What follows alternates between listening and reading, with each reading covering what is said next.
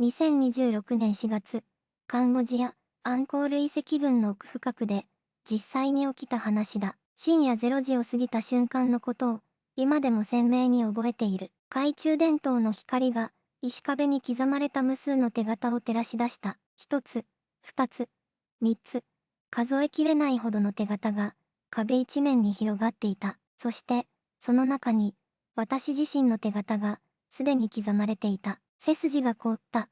息が止まった。どういうことだ。私はまだ、この壁に触れてさえいない。なのに、なぜ、その瞬間だった。重く、冷たい何かが、ゆっくりと私の肩に触れた。人の手だった。振り返っても、誰もいなかった。現地のガイドは、出発前にはっきりと警告していた。深夜以降、北側の第5回廊には絶対に入るな。と、理由を聞いても、彼はただ首を横に振るだけだった。その目には、恐怖があった。説明を超えた、本物の恐怖が、私はその警告を無視した。スリルを求めていた。まさか本当に何かが起きるとは、思っていなかった。あの夜以来、私は変わってしまった。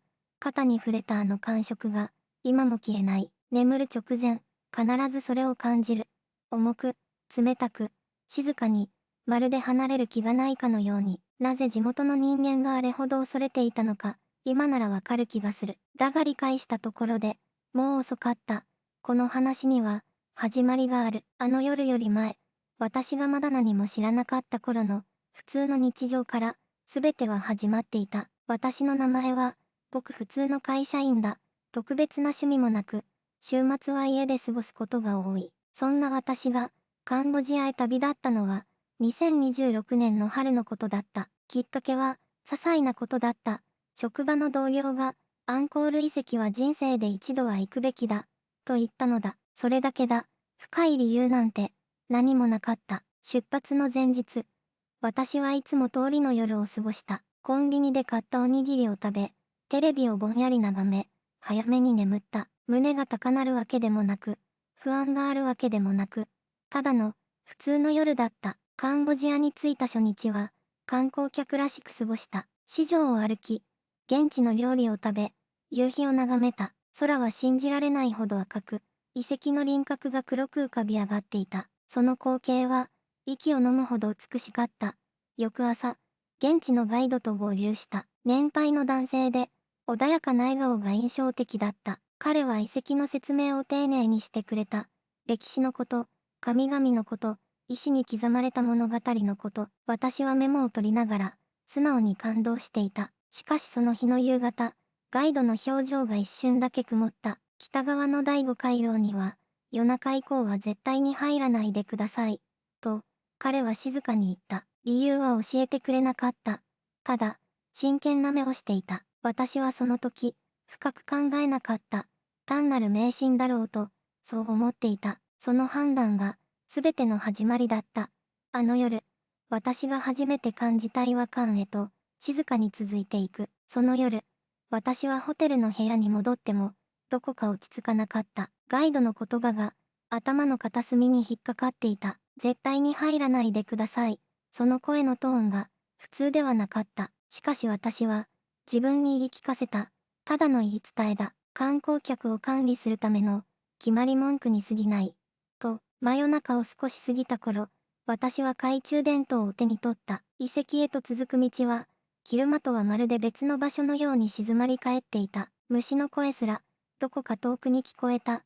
北側の回廊へと近づいた時、最初に気づいたのは、匂いだった。石の匂いとも、土の匂いとも違う。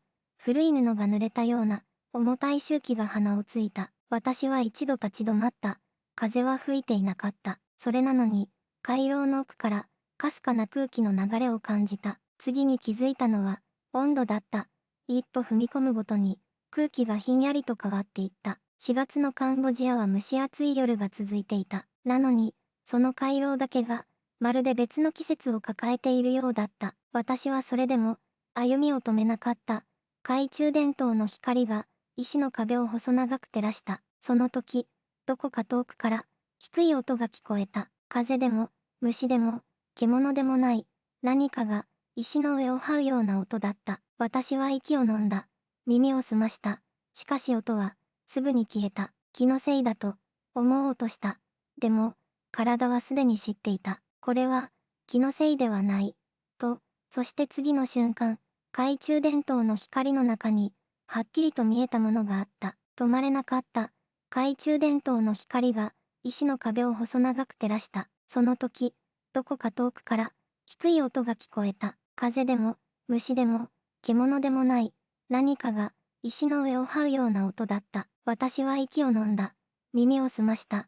しかし音は、すぐに消えた。気のせいだと、思おうとした。でも、体はすでに知っていた。これは、気のせいではない。と、そして次の瞬間、懐中電灯の光の中に、はっきりと見えたものがあった。壁の奥、石の継ぎ目のあたり、何かが、動いた。小さくではない。はっきりと、ゆっくりと、影とも言えない。輪郭のようなもの、人の形をしていた。いや、人の形に、似ていた。私は懐中電灯を強く握り直した。光を向けた。何もない。ただの石壁だった。呼吸が、乱れた。心臓が、うるさかった。自分に言い聞かせた。錯覚だ。暗い場所では、目画像を作り出す。そういうことは、よくある。一歩、後ろに引いた。その瞬間だった。足元から、冷気が這い上がってきた。南国の夜であるはずなのに、その冷たさは異常だった。骨の奥まで、刺さるような感覚だった。そして、また、見えた。今度は、はっきりと、壁際に、何かがいた。立っていた。動いていなかった。ただ、こちらを向いていた。私は声を上げようとした。しかし、喉から何も出なかった。体が、固まった。膝が、笑っていた。逃げなければ、そう思うのに、足が動かなかった。その存在は、ゆっくりと、こちらに向かって、近づいてきた。次の瞬間、私の肩に何かが触れた。肩に、触れた。それは確かな感触だった。重さがあった。温度があった。人間の手のように、私は振り返れなかった。振り返ってはいけない。と体が知っていた。息が止まった。心臓だけが、異常な速さで動き続けた。その手は、私の肩の上でゆっくりと、指を広げた。5本の指、1本ずつ、確かめるように、やめろ、と叫ぼうとした。声は、出なかった。喉が、完全に閉じていた。そして、聞こえた。耳元で、声がした。日本語ではなかった。クメール語でもなかった。それなのに、意味がわかった。私の名前を、呼んでいた。フルネームで、正確に、私がこの遺跡に来たことを、誰にも言っていなかった。ガイドにさえ告げていなかった。なのに、その声は知っていた。足元の石が、かすかに揺れた気がした。懐中電灯の光が、ちらついた。そして、消えた。完全な暗闇の中で、私は一人になった。違う。一人ではなかった。目の前に、何かがいた。暗闇の中でも、輪郭が見えた。人の形をしていた。背が高かった。ゆっくりと、こちらに手を伸ばしてきた。その顔に、目があった。光もない空間の中で、その目だけが、白く、光っていた。目が、あった。その瞬間、すべてを理解した。この場所は、ただの遺跡ではない。この回廊は、教会だ。生と死の、淡いだ。そして私は今、越えてはいけない線を、越えた。懐中電灯が、再び灯った。もう、そこには何もいなかった。しかし、肩の感触は消えていなかった。そしてその夜以来、その感触は、日本に帰った後も、消えることがなかった。日本に、帰ってきた。成田空港に降り立った時、私はようやく息をついた。あの回廊は、遠い国の話だ。あの手の感触も、あの目も、全部、終わったことだと、そう思っていた。しかし、違った。帰宅した翌朝、目が覚めると、右肩が重かった。寝違えたのだろうと、最初はそう思った。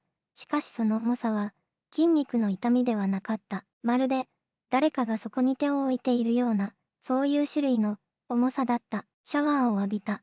重さは消えなかった。食事をした。消えなかった。仕事に行った。電車の中で、隣の席に誰もいないのに、肩が沈んだ。まるで、見えない誰かが隣に座ったように、数日が経った。ある夜、洗面台の鏡を見たとき、私は動けなくなった。鏡の中の自分の右肩に、うっすらと手の形をした跡があった。赤くもなく、青くもない。ただ、皮膚の色が少しだけ違う。まるで何かがずっとそこを掴んでいるような、そういう跡だった。スマートフォンで写真を撮った画像を確認したとき、私は声を失った。肩の跡だけではなかった。背景に映った部屋の壁に、石に刻まれたような無数の手の跡が薄く浮かんでいた。あの回廊で見た、あの無数の手と全く同じ形で、私はその夜、一睡もできなかった。翌朝、ガイドに連絡を取った。事情を話した。しばらく沈黙が続いた後、彼は静かにこう言った。それは、ついてきたんじゃない。最初から、あなたを待っていたんです。その言葉の意味が、まだ私には理解できていない。しかし一つだけ、確かなことがある。あの遺跡で私に触れたもの、その正体が、少しずつ、明らかになりつつある。ガイドの言葉が、頭の中で何度も繰り返された。最初から、あなたを待っていた。待っていた。なぜ私はただの旅行者だ。アンコールの歴史に詳しいわけでもない。特別な血筋でも、霊感があるわけでもない。それなのに、なぜ私だったのか、答えを求めて、私は現地の研究者に話を聞いた。遺跡の近くに住む、年老いた男性だった。彼は私の話を聞き終えると、静かに目を閉じた。第五回廊に刻まれた手形は、供物ではない。彼はゆっくりと言った。あれは、印だ。一度でも遺跡の霊気に触れた者の手が、石に刻み込まれる。生きている間も、死んだ後も、私は息を飲んだ。では、私の手形も、すでに刻まれているだろう。老人は静かにうなずいた。私はスマートフォンに残していた写真を開いた。あの夜、懐中電灯で照らした石壁の画像だ。震える指で拡大していく。無数の手形の中に、一つだけ、輪郭がまだ新しい跡があった。私の右手と同じ形をしていた。それが刻まれたのは、私が壁に触れるよりも前だったはずだ。老人は続けた。その存在は、記録するものだ。遺跡に踏み込んだ人間の記憶を、永遠に石へ移し取る。あなたはまだ、半分しか移されていない。半分。残りの半分は、何なのか。老人は答えなかった。ただ一言だけ、こう告げた。それを知るためには、もう一度、向き合うしかない。その夜、私は決意した。逃げることをやめると、次の夜、私はあの回廊へ、再び向かうことにした。もう一度、向き合うしかない。老人のその言葉が、頭の中で何度も繰り返されていた。翌夜、私は再びあの回廊へ向かった。懐中電灯を握る手が、小刻みに震えていた。それでも、足は止まらなかった。北側の第五回廊、真夜中の石畳は、昨夜よりもさらに冷たく感じた。空気が違う。まるで、誰かが待っていたかのような、重たい静寂があった。懐中電灯の光を、壁へ向けた、無数の手形が、そこにあった。昨夜と同じ場所、昨夜と同じ壁。しかし、何かが違った。手形の数が、増えている。私はゆっくりと壁に近づいた。光を当てながら、一つ一つを目で追った。そして、見つけてしまった。私の手形の隣に、新しい手形があった。大人のものではない。子供の、小さな手形だった。輪郭がまだ新しく、石の粉が周囲に薄く残っていた。今夜、つけられたものだ。背後で、何かが動いた。振り返った瞬間、私は息を飲んだ。そこに、子供が立っていた。年齢は7歳か、8歳か、白い衣をまとい、目を伏せたまま、ただそこに立っていた。声はない。気配もない。けれど、確かにそこにいた。子供はゆっくりと顔を上げた。目があった。その目の中に、私はこの遺跡の記憶すべてが映り込んでいるように感じた。何百年もの時間が、その小さな瞳の中に凝縮されていた。子供は静かに、唇を動かした。声は聞こえなかった。しかし、私には分かった。もう、あなたは映された。懐中電灯の光が、ふっと消えた。完全な闇の中で、私は一人になった。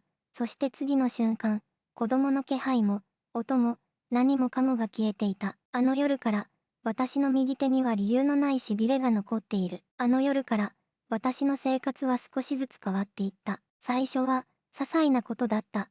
右手のしびれは朝になっても消えなかった。医者に見せても、原因はわからないと言われた。検査結果はすべて正常だった。しかし、しびれは確かにそこにあった。帰国して3日目の夜、私は夢を見た。暗い回廊だった。石の匂いがした。遠くで、何かが動く気配があった。そして、壁に刻まれた無数の手の形が、私を見ていた。目はないはずだった。しかし、見られている感覚だけが、確かにあった。目が覚めると、枕に右手の跡がついていた。夢は毎晩続いた。内容は少しずつ変わった。しかし、必ず最後にあの子供が現れた。唇だけが動いて、声は聞こえなかった。私は当時の写真を見返した。あの夜に撮った写真は、すべてぼやけていた。ただ一枚だけ、鮮明に写っているものがあった。それは私が懐中電灯を消す直前に、無意識にシャッターを押したものだった。石の壁が写っていた。手の跡が写っていた。そして、その中の一つに、私の手が重なっていた。写真の隅に、小さな影があった。